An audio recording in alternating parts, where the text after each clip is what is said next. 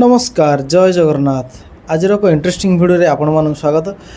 आज ये भिडियो आम चर्चा करवा भगवान श्रीकृष्ण को जीवन रू आम कौन शिखिपर कहीं आजिका समय रे समस्ते टेंशन रे बेस सब अधिक टेंशन रे रोचंती युवपीढ़ी समस्ते कारण से माने अधिक भावुंट मो भविष्य कौन हो भविष्य आम जाने आम हाथ में केवल वर्तमान अच्छी यदि आम वर्तमान को ठीक कर आम जीवनटा माने उन्नति हो पार। भगवान श्रीकृष्ण को जीवन जी आप पढ़े टी देखा चेष्टा करेंगे ताल आप जापरेंगे माने भगवान रूपी अवतार नहीं कि एत जीवन संघर्ष प्रति थर सब्यस्त करने को पड़ी सी भगवान बेली देखु जन्मरू तांकर देह त्याग जाए ताले जन्म हेले कौट जन्म हेले कारागार रे माने से समय बो बापा बंदीशाला थे कंस मामू बंदी कर रखी भावतु सी को चाहिए बापा बों को मुक्ति सीट कर किंतु सी कहवा कथा कि मु जो सृष्टि तैयारी मुझे संघर्ष करुँची तमें मैंने भी संघर्ष कर कहीं जीवन अन्य नाम हूँ संघर्ष संघर्ष कले आप तजुर्बा बहुत किसी एक्सपीरियंस पाइबे। देखु अन्याय को केबे से सपोर्ट करती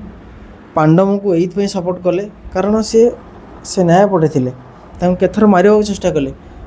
सी जो संधि प्रस्ताव नहीं सब्यस्त करने चेष्टा कराला तुम किए सी भगवान बोली सी प्रमाण देले ताले भगवान को जदि लोक मैंने बारंबार परीक्षा दौरान आमे मैंने कौन से भगवान जीवन रू यही कथा शिखा कि ताहले जीवन अन्य नाम हूँ संघर्ष आम जदि वर्तमान समय आमको किसी भल लगुनि आम यदि किसी टेंशन आसला आम भावुचे कि मो लाइफ रो सब किसी सरीगला ना यू रिस्टार्ट करवा दरकार भगवान जीवन को पढ़ा दरकार एवं निज जीवन को उन्नतिशील आड़ को गति करवा दरकार कारण एत आज समय डिप्रेशन रे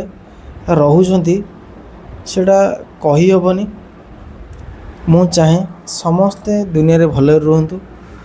एवं भगवान श्रीकृष्ण को जीवन को फॉलो करंतु एवं निज लाइफ की रिस्टार्ट करंतु भविष्य कथा के भावंतुनि वर्तमान को नहीं बंचंतु कहीं आम जब वर्तमान को ठीक भाव में गढ़ी तोड़ा ताले आमर भविष्य ठीक हो सबुठू माने गोटे दुख लगे आपण मैंने अतीत कथा भावती अतीत कथा भाविले कौन हो अतीत आप समय लॉस कर देते ताले भावे कि मो सब तो समय लॉस करदेली कहीं दिन ना दिन समस्त को देह त्याग करा पड़ो देह त्याग करने समय आप किसी न